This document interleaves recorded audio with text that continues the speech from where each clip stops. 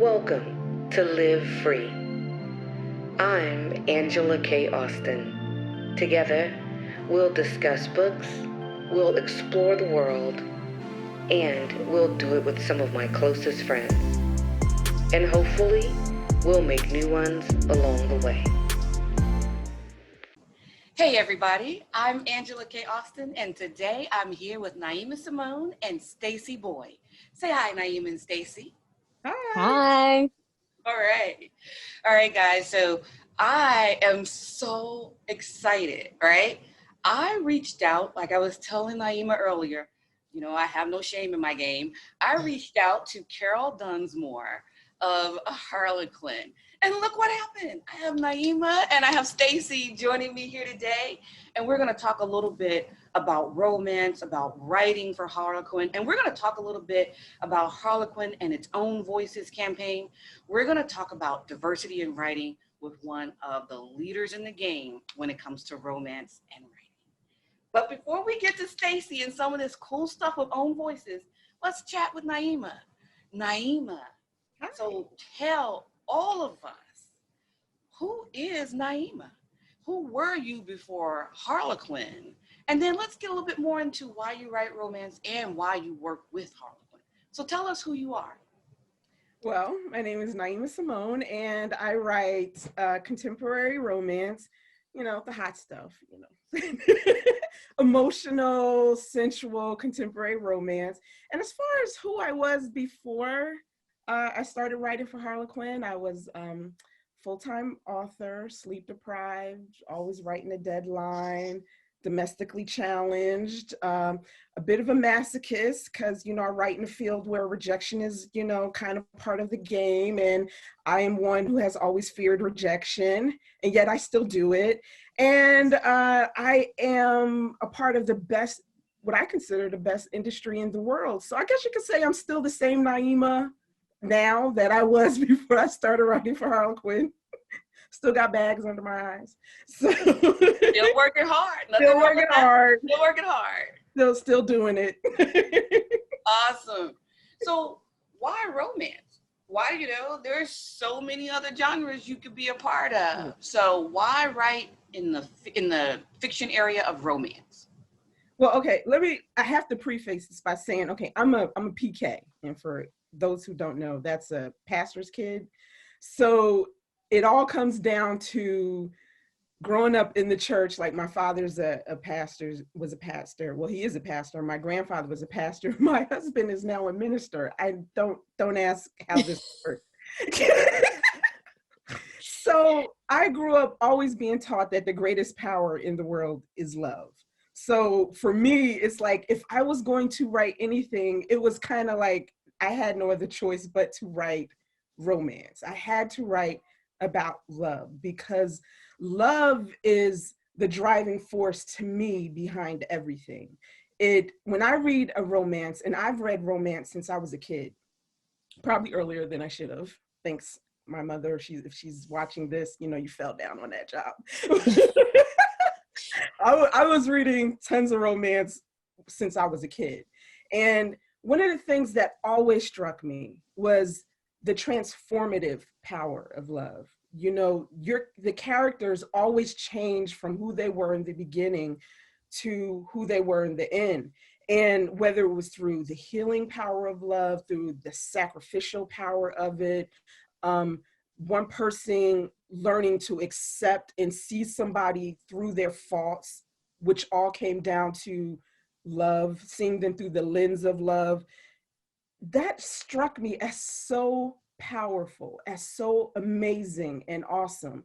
And so for me, as a reader, and when deciding like, okay, I want to do this for a living. And when I finally got the courage to be able to stop writing, jotting down my stories in notebooks, and had the courage to finally okay, I'm going to actually do this and write. There was no other choice for me. I had to write romance. I had to write about couples loving beyond themselves, couples who love made them better, because I think that's what love does for all of us, not just in books, but in real life too. They make the best of us. They make us the better us. You know what I mean? And so that's what I wanted to write. To me, there's no better subject to write than love. And I'm going to co-sign that.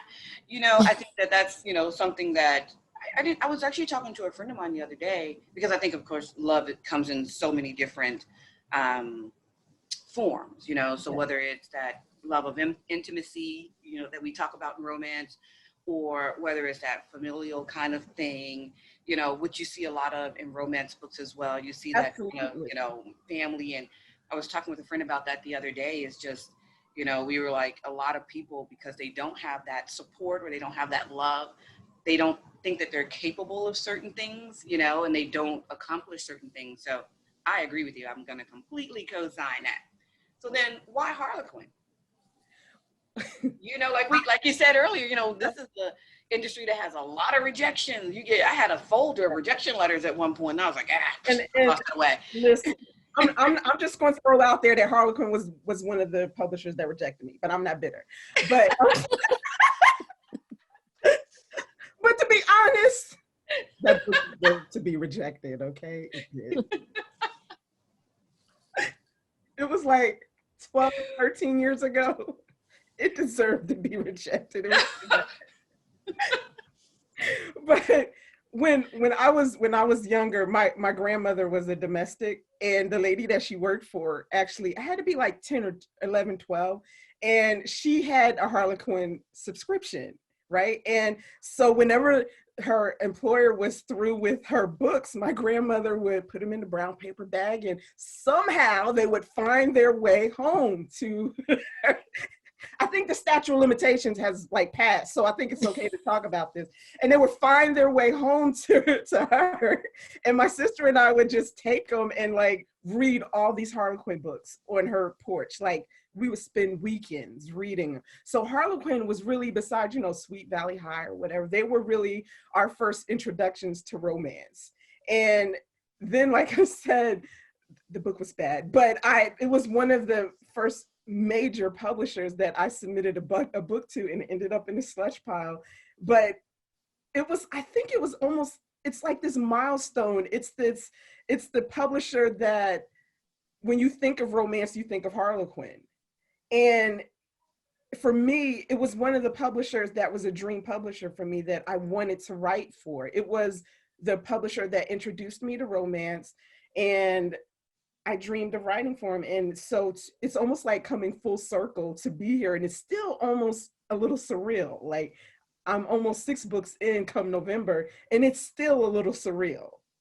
So it's a dream come true for me as a writer to be able to write for Harlequin. So, for anybody who didn't catch that, she said that they rejected her, but she still signed with them. So don't give up, people. No, it took 11 years, but it happened. That is the lesson here. It happened. And that was my next question, was how long? 11 years, people. Don't give up. People, but it happened. You never know. But that's really important, because I do talk to a lot of people, because, this channel, I do focus on diverse voices in writing. I do focus a lot on indie authors. And there's so many indie authors who, when they're rejected by mainstream, they give up and they go indie. But then when they don't have the sales that they, expect, then they give up on indie as well. So, just don't give up. Keep trying. Right. Absolutely. If it's for you, then it's for you. And like my father always says, the only way that you're not going to be able to obtain a dream is to quit on it. That's the only way you're guaranteed not to have it. I believe in that wholeheartedly. Yeah. So you never give up on that. And that was my next question to you, Naima. What advice would you give to the indie author, not only about writing, but also about getting the attention of a major publisher like Harlequin? Well, for an indie author who would like to capture the attention of a major publisher and who wants to write for a major publisher, because there are plenty who don't, but if that's the path that you now want to take, I would say look at the authors who are now doing that. Like I can think of one I can right off my top of my head is Brittany C. Cherry or V. Keeland, or Penelope Ward, like one of the main things that I think that they did was they worked at their strength. They wrote great books. They found what they were great at, which were emotional, character-driven, powerful books. They wrote them, they put them out consistently, grabbed a reader base, and they played their strengths. And then that's how, but they constantly wrote and put out books, constantly wrote and they put out books. And they played their strengths, and that's how they captured the attention of a publisher.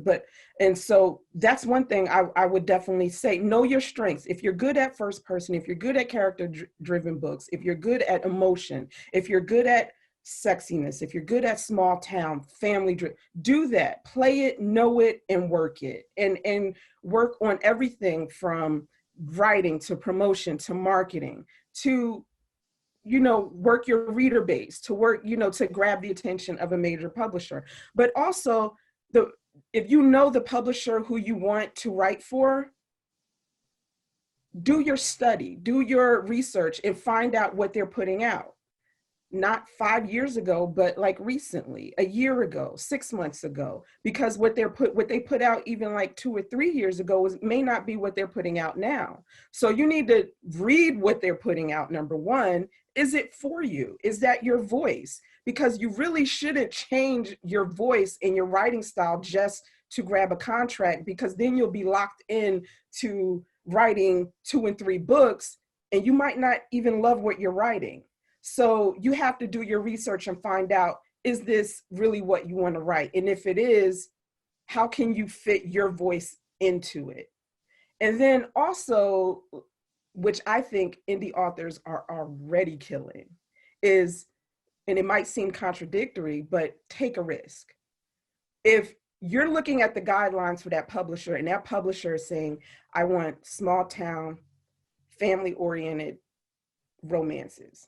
Okay, I have that. But how about a small town, noisy family of zombies who are raising a human baby and have to put her out in the world and she's falling in love with the zombie next door? Don't write that. It's not going to sell. But saying it has a twist, you know what I mean? You're taking a risk, which a lot of, you're taking a risk, and you're putting something out that's different and unique. Take a risk. You never know what's going to happen or whose attention that's going to grab, but it's different from anybody else's story out there.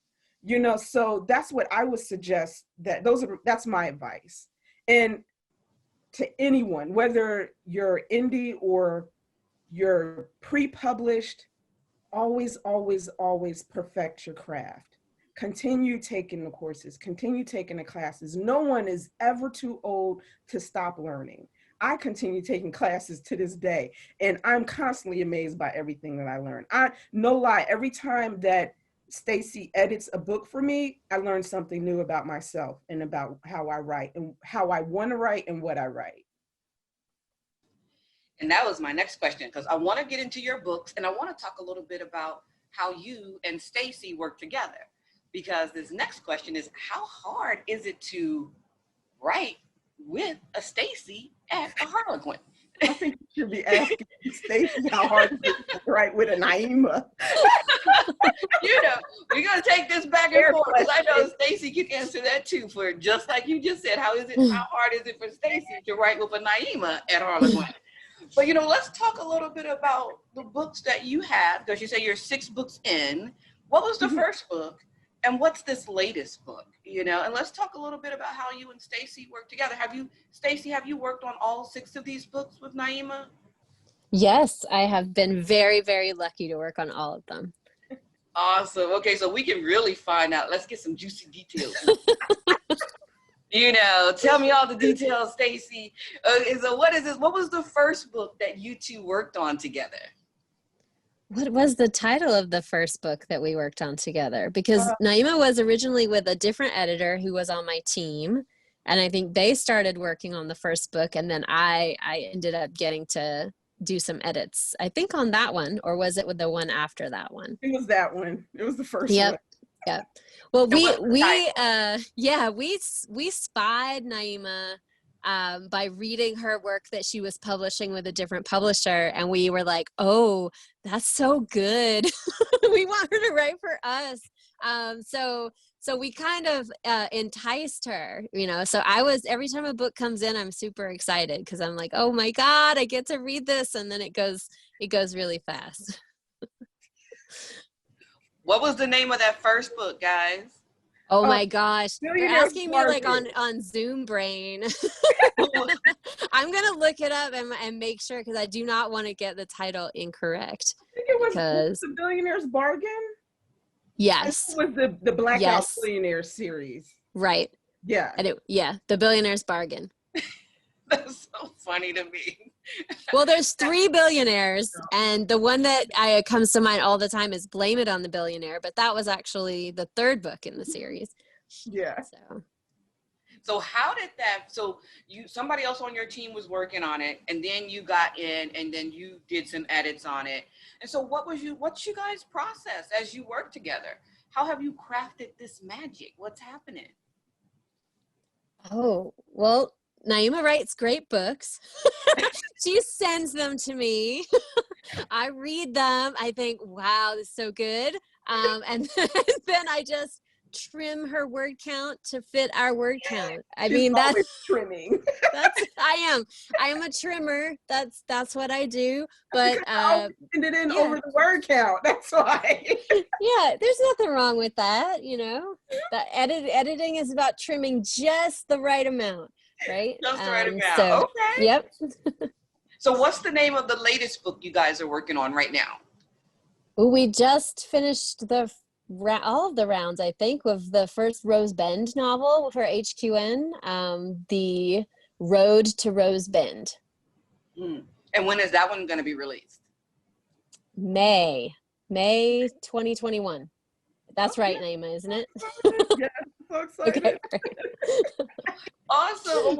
I'm like, do we have covers on this one yet that we can like pop? No, I wish. So They're in concept stage right now. They're in concept. All right, okay. I'm so excited. I have no shame in admitting that I'm stalking my inbox every day. Like, nope, no cover, nope. Oh my God. I can imagine, because it's like, you know, I always tell people, you know, like we call books book babies, you know, and it's always one of those things. It's like, even when you hold it in your hand, you're like, I wrote this. Like, yes, you did write it. Yeah, I did. You know? Yes, you did. And now other people can read it. Yeah. That's awesome. I do want to go back and talk a little bit about more some of your other books too, Naima. But I want to talk with you a little bit, Stacy, about diverse romance at Harlequin. And all of you guys out there who are listening to this podcast and watching this YouTube channel, you've probably heard me mention it before, the Ripped Bodice diversity report that we always talk about. And Harlequin's always on that list as one of the publishers who has a nice percentage, when you're talking about this market, who has a decent percentage of diverse voices, of books that are written by people who have diverse voices. Tell us why, you know, tell us why is Harlequin one of the publishers who's actually kind of championing this? Yeah, well, it is from the top down that Harlequin aspires to be a company that includes all kinds of voices. We really want our books to represent our readers. We want our readers to see themselves in the stories that we put out. And it's really been nice to see that the company is committed and committed long-term to making change, doing a lot of outreach to diverse communities of authors, especially over the last few years, to communities that we had not reached out to before, and trying to just open up ourselves to find new voices and hear new voices and get stories out there that haven't been gotten out before. Yeah, and you guys have I don't want to call it a contest, but it is a contest though, right? Yeah, a mentorship. Yeah. So that's one of the initiatives that we did most recently, where it was called the Romance Includes You mentorship. I think we had about 160 submissions to that, and the winner of that mentorship, Sarah Taino, I think that's how you pronounce her last name. She's going to be published in special edition in 2021. So it's really great to see that come together. And actually, one of the editors on my team is her mentor. So I get to hear all about how that's progressing, and they're working together, doing phone calls, doing story development, and it's really nice to see that relationship grow. When I found out about that, and because like I said before, when I reached out to Carol and she helped me set all of this up, and of course I'd seen it around a little bit, but it hadn't really popped on my radar until once I started to look into it and saw what was happening. I just think it's awesome. I think, so many of us indie authors, a lot of us get disheartened, I guess, because a lot of us who've been out there for a really long time, like I've been doing this for about 13 years, when I started, the whole environment was so different and you get a little disheartened.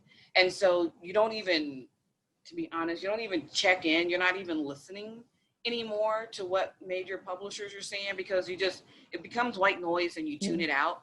So you see things, but then you don't act on it, and you don't do, because you're like, they're just placating us, they're just whatever. But it's just really, really cool that, because even when I was chatting with Carol, she sounded excited about it, so she was excited about it. She was telling me about it, and, and it was just so cool to learn that something like this was happening. And I hope that other people are going to start doing kind of the same things, and reach out to find, own voices, whatever those voices might be. And now I want to ask you, Stacy, the same question that I asked Naima. What would be your advice for those who are indie writing right now, who may want to capture the attention of a major publisher? What would be your advice to those authors? Yeah, so I think Naima said exactly the right thing as the first piece of advice, which is write your story and just keep writing it, because you can't catch anybody's attention if you're not putting books out. So that's number one. And I would say that at Harlequin, like, we read across all kinds of areas, right? We read competitive publishers' work, we read self-pub authors. If we see a book that gets really strong reviews, or if we see a book that hit a bestseller list, we'll go out and look for it and read that also. So through that, we try to connect with new writers, and also on social media through interviews like this, for virtual events. And we're always looking to find new ways to connect. But others can also reach out to us at Harlequin. The series side especially has always taken unagented submissions, and we still do. So anybody can submit at any time through our harlequin.submittable.com. But if you find an editor that you really connect with at a virtual event, online, you can reach out to them. And on I forget what the thing is now, writeforharlequin.com, of course, you can actually read bios of the editors and find out who you might click with and who is really looking for what you're writing. And there might be a great match for you there, and you can just reach out to them directly about the material that you want to publish. So there are a lot of great ways to get in front of people, and we are looking actively right now. So now is a good time. Awesome. And for everybody out there listening and watching, I'm going to make sure that I put these links in the description, so you guys. Oh, good. Thanks. So I'll make sure I put all that here. Now, I have a question that I think is going to be fun for me to watch. Okay. So you guys have done 6 books together. So I want to ask Naima, what was your favorite book of those 6 to work on with Stacy? And Stacy, I want to ask you the same question, and I just want to see if it's going to be the same book. Oh my God. This is like asking me to pick my favorite child. I know. Feels very, very unfair. I'm here for it, Stacy. I'm starting some mischief. I'm ready. Go, Naima. Go. Okay, favorite book. Okay. Okay, all right. I'm going to have to say The Road to Rose Bend, because it's my first single title. It's my first book for HQN. I was terrified to write it. and Stacy was like, I was terrified to send it to her. And she was my cheerleader through the whole thing. But but then when I got the feedback, I think I might have collapsed and drank a whole bottle of wine. So I'm gonna say, Oh man. the feedback was so positive, and I think I really might have gotten drunk. I think don't put that in here. No, I think that might have been. And then the edits were so like the editorial letter. I don't like when the author gets an editorial letter back. Sometimes it's so terrifying to read that editorial letter. But it was an editorial letter, and it had several points, but they were so good, and going through them made the story so much stronger. And even though I had to go in and I had to go back in the book and I had to write some more and I had to change some things, the book came out even stronger. And I just love the editorial letter. I can honestly say that. That's amazing. I was just like, I can't believe I love the editorial letter. I want to get that like in a frame. I want to get that in a frame that I can. No, I know. Save this tape. It'll be on YouTube. I can just go back replay this thing. You can replay it, Stacy, whenever you need. That's right. It's like she loved that editorial letter. Great. I was happy about the editorial letter. I can't believe I'm actually able to say that about an editorial letter. But yeah, awesome. I have to say it was that book. Yeah. Okay. And how about you, Stacy? Yeah, I think it's a tie, actually. So I think it's definitely The Road to Rose Bend, because I could see that Naima was writing a bigger story than I had ever seen her write in just, in the 6 books that we'd worked on together. So when I was writing that editorial letter, I was like, oh my God, this book is amazing. And with just like, if we just turn it this much, it's gonna just blow it out of the water. So I'm glad you liked the letter because I love the book. And I think you had all of that there. It was already in there, just waiting to come out. And then my second favorite, I think, has to be Ruthless Pride, which is the first book in the 7 Sins series. This was a continuity that we put together, so I knew what the story was going to be like, and I had expectations in my mind. I was like, okay, this is the way it's going to read. That story blew me away. I couldn't put it down. I was like, I thought I knew what this story was, but it was amazing. It was so, so good. So, yeah. And really, they're all really good. So it's hard to choose. It's hard to choose those two. Awesome. I love that. Naima's up here like, okay, listen, I am just blowing away the myth that Black people don't blush, okay? Because you're doing it right now. Yes. You have now dispelled that myth. Yes. Debunked. That's debunked.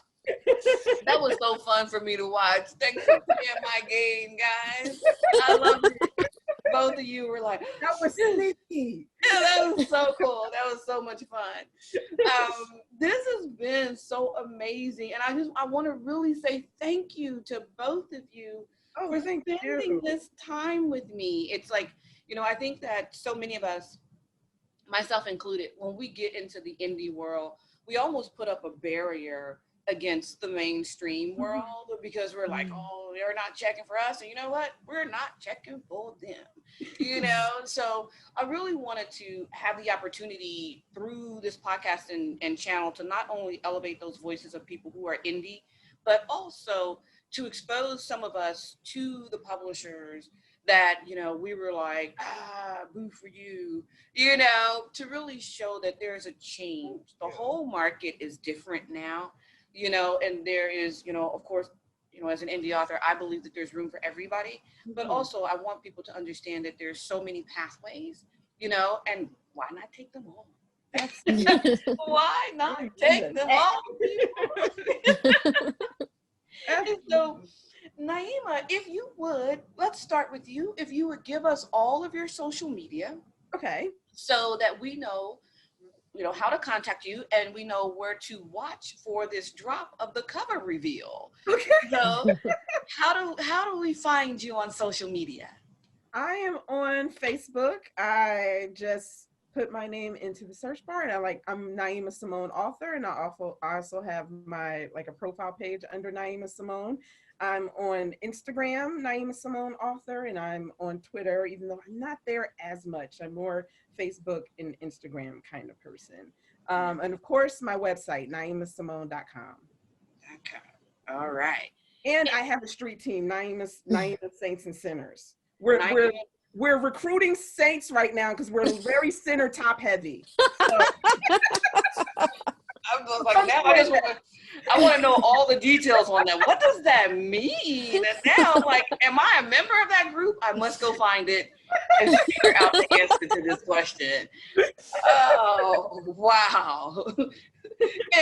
And Stacy, do you have a Twitter or anything, or I IG that we can do. follow? Yeah, so I am on Twitter at Stacy_Boyd. But I'm like Naima, I'm not as much on Twitter as I used to be. I am there mostly for writing events, like when we do Div Pit or other kind of pitch events. But if you reach out to me there, you can find me.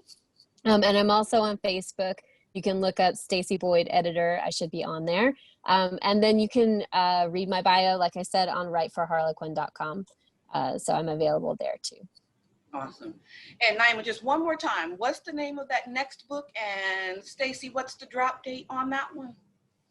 May 2021. Yay, The Road to Rose Bend. The Road to Rose Bend. Yes. All right.